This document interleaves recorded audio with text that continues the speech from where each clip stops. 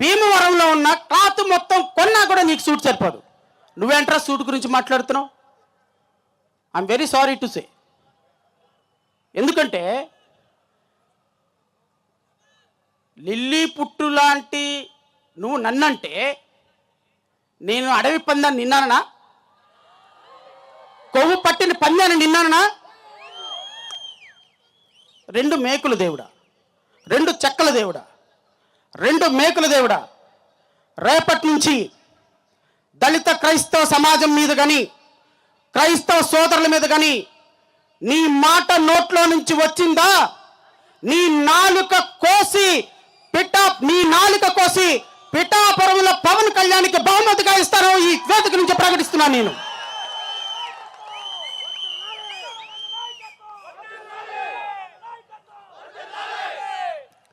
రఘురామకృష్ణరాజు, నీ దగ్గర 3,000 కోట్ల రూపాయలు బ్యాంకుల నుంచి దోచుకున్న డబ్బులునేమో మా దగ్గర డాక్టర్ బిఆర్ అంబేద్కర్ దగ్గర నుంచి తెచ్చుకున్న ఆత్మాభిమానం అన్ని కంటే 1,000 కోట్ల రూపాయలు ఉంది. గుర్తుపెట్టుకో. నీ దగ్గర అమ్మా బాబుల దగ్గర నుంచి తీసుకొచ్చుకున్న తోకలు ఉన్నాయేమో పేర్లు. మా దగ్గర తోకలు కాదు, టన్నుల టన్నుల ఆత్మ.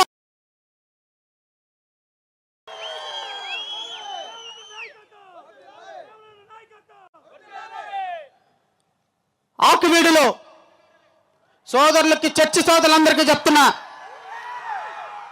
ఆకువీడు సోదరులందరికీ చెప్తున్నా, ఆంధ్రప్రదేశ్ రాష్ట్రంలో ఉన్న ప్రతి చర్చి నడిపే వాళ్ళకి చెప్తున్నా, రేపటి నుంచి మీ చర్చిల మీద మైకులు పెట్టుకోండి.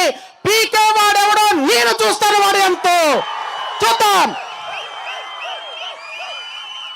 ఏ చర్చిని కూలగొడతావో కూలగొట్టిన చోటే నీ సమాధి కట్టే విధంగా నీ మీద రేపటి నుంచి పోరాటం మొదలు పెడుతున్నాం.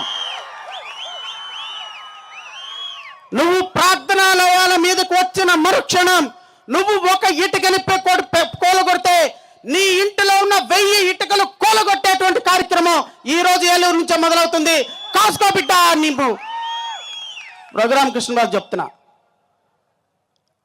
ఈ సభ ఎవరి కోసం పెట్టారో వాళ్ళు చూడరు కానీ మొదటి నుంచి చివరి వరకు తిప్పి తిప్పి మళ్ళీ చూస్తావు రఘురామకృష్ణరాజు. నాకు తెలుసు నువ్వు ఈ వీడియో నీకే చెప్తున్నా,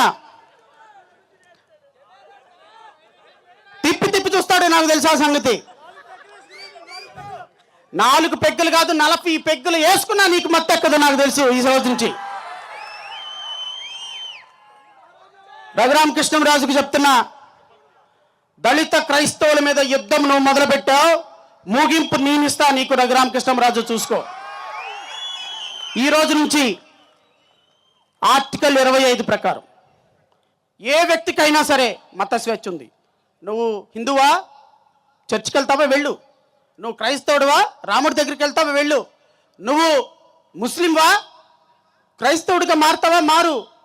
వెంకటేశ్వర స్వామి, నువ్వెవరివి? Who are you? నువ్వెవరివి? నా హక్కుల్ని హరించడానికి నీకేం హక్కు ఉంది? దళితుల్ని ఆకువీడులో ఎవరు లేరు కదా అని చొక్కా ప్యాంట్ వేసుకున్నటువంటి కుర్రవాడిని కూడా జైల్లో పెట్టించావు నువ్వు రఘురామకృష్ణరాజు. నిన్ను పంచ ఇప్పి, నేను మళ్ళీ చెప్తున్నా, నిన్ను పంచ ఇప్పి రాజకీయంగా బట్టలిప్పదీసి ఆంధ్రప్రదేశ్ రాష్ట్రంలో నీకు నిలువ నీడ లేకుండా చేయకపోతే ఇక్కడ కూర్చున్నటువంటి దళితులు దళితులే కాదనైతే నేను వేదిక నుంచి సెలవిస్తున్నా. నువ్వు నేను రఘురామకృష్ణరాజునే కాదు, ఎవరికైనా సరే ఒకటే మాట చెప్తున్నా, కుల మతాలను ద్వేషించి కుల మతాల మధ్య చిచ్చులు పెట్టే వాళ్ళకి చెప్తున్నా, మరి ముఖ్యంగా రఘురామకృష్ణరాజు నీకు చెప్తున్నా, ఈరోజు నువ్వు మొదలుపెట్టిన యుద్ధం నీ అంతానికి దారితీస్తుంది. ఆంధ్రప్రదేశ్ రాష్ట్రంలో నీకు ఏ రాజకీయ పార్టీ టికెట్ ఇచ్చినా ఆ రాజకీయ పార్టీని చెప్పి ఓడించటం ఈరోజు దళితుల మీద ఉన్నటువంటి మొట్టమొదటి కర్తవ్యం. నువ్వు ఏ నియోజకవర్గంలో కర్మగాలి, ఆ పార్టీ కర్మగాలి, నీకు ఏదైనా టికెట్ ఇస్తే ఇక్కడ కూర్చున్న ప్రతి ఒక్కళ్ళు నీ కాన్స్టిట్యున్సీకి వచ్చి నిన్ను ఓడించేటువంటి బాధ్యత పర్సనల్గా తీసుకుంటాం మేము.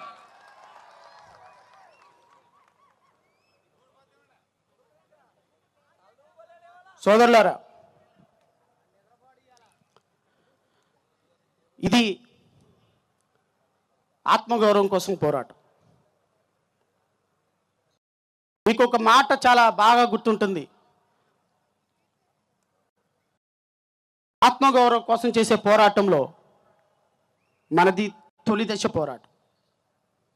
ఈ తొలి దశ పోరాటంలో ఓటమి గెలుపు ఉండదు, ప్రారంభం మాత్రమే ఉంటుంది. మంచో చెడ్డో నాకైతే తెలియదు, కానీ నాకు అత్యంత ఇష్టమైనటువంటి మాట మన తమిళనాడు విజయ్ నోట్ నుంచి ఎప్పుడు మొన్న వచ్చింది. I felt very happy. A line is always a line. A line is always a line. There are so many jackals and animals in the forest, but there will be only one line. Only one line. But the line will not be afraid of anything. అడవి మొత్తానికి ఒకటే పులి ఉంటుంది. దళిత జాతి మొత్తంలో పులులు ఉన్నాయి. గుర్తుపెట్టుకో, రాబోయే కాలంలో ఈ రాష్ట్రంలో రాజ్యాధికారాన్ని ఛేదించేటువంటి ఒక అద్భుతమైన ప్రణాళిక ఖచ్చితంగా జరుగు తీరుతుంది. ఈరోజు నేను ఈ వేదిక నుంచి ఒక 33 డిమాండ్లు రాష్ట్ర ప్రభుత్వానికి సమర్పించబోతున్నా.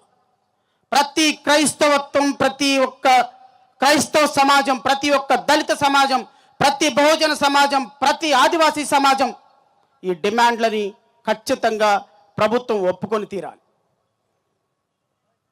అఫ్కోర్స్ ఈరోజు వర్షం కారణంగానో లేకపోతే ఇంకా మరీ ఇతర కారణాల ద్వారానో మన సభ అనుకున్న రీతిలో సక్సెస్ కాలేదని కొంతమంది అనుకోవచ్చు.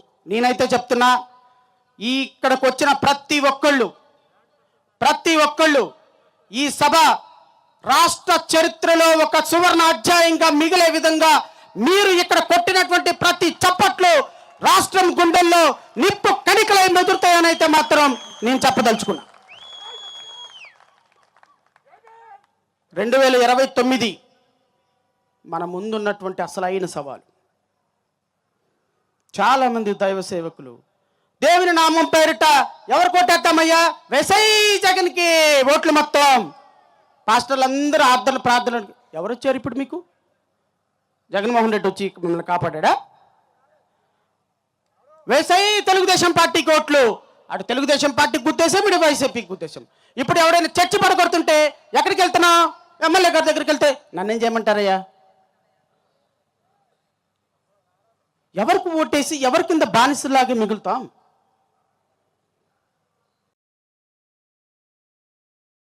కోటి 10 లక్షల మంది జనాభా. రఘురామకృష్ణరాజు సామాజిక వర్గం మ్యాక్సిమం ఉంటే మ్యాక్సిమం 45 లక్షలు ఉంటుంది. దళితుల ఓట్లు నాకు అవసరం లేదు పా, క్రైస్తవుల ఓట్లు నాకు అవసరం లేదు పా అని ఒక వ్యక్తి అన్నాడు అంటే నీవు బతికున్న శవంతో సమానం అని అయితే నేను ఈ వేదిక నుంచి చెప్పదలుచుకున్నా. ఇంకా నువ్వు మేల్కొనకపోతే, ఇంకా నువ్వు దేవుని నామం పేరిట ఒక పార్టీకి ఓట్లే ఇస్తే, ఇంకా నువ్వు నీ అస్తిత్వాన్ని, నీ జీవాన్ని, నీ సజీవాన్ని ప్రశ్నిస్తూ బతికున్న శవంగా నేను వర్ణిస్తున్నటువంటి ఒక వ్యక్తి కోసమో ఒక పార్టీ కోసమో నువ్వు ఇంకా నిలబడితే, నేను మన భావితరాలు తిరిగి తీసుకురాలేని నష్టాన్ని కొని తెచ్చుకున్నట్టే అని మీరందరూ భావించాలి.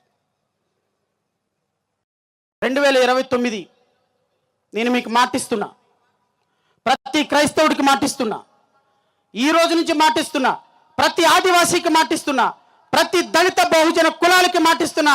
ఈ రోజు నుంచి ఆంధ్రప్రదేశ్ రాష్ట్రంలో దళిత కుటుంబానికి కావచ్చు, దళితులకు కావచ్చు, క్రైస్తవులకు కావచ్చు, ఆదివాసీలకు కావచ్చు, కష్టం అంటే ఫస్ట్ వచ్చేటువంటి అన్నా కష్టం అంటే జడా శ్రావణ్ కుమార్ మీ కష్టాన్ని తీసుకోవడానికి ముందుకు వచ్చాడు. మీ కష్టం కోసం, మీ కన్నీళ్ళ కోసం మీరు కష్టంలో ఉంటే ప్రాణాలకి తెగించైనా మీ ముందు నుంచొని మీ కష్టాన్ని నా కష్టంగా భావిస్తాను అని మీ అందరికీ కూడా మాటిస్తున్నా. 2029 సంవత్సరంలో నాకు కోట్ల మంది వద్దండి, ఒక్క 10 లక్షల మంది జడా శ్రవణ్ కుమార్ని నమ్మండి చాలు. అన్నా 10 లక్షల మంది నీవు అనుకున్నావన్న ఒక్క మాట అనండి చాలు. 1,10,00,000 మంది ఉన్నాం. 10 లక్షల మంది నా వైపు ఉంటే రాజకీయం ఎలా ఉంటుందో మీకు చూపిస్తా 2029లో. 6% ఉన్న పవన్ కళ్యాణ్ పిఠాపురం తాలూకా అయితే 10% ఉన్నటువంటి శ్రవణ్ కుమార్ తాలూకాని మీరు ఎప్పుడు చెప్పుకుంటారండి? ఈ రాష్ట్రంలో ఎప్పుడు చెప్పుకుంటారు? ఎప్పుడు చెప్పుకుంటారు? రాష్ట్రంలో 1,10,00,000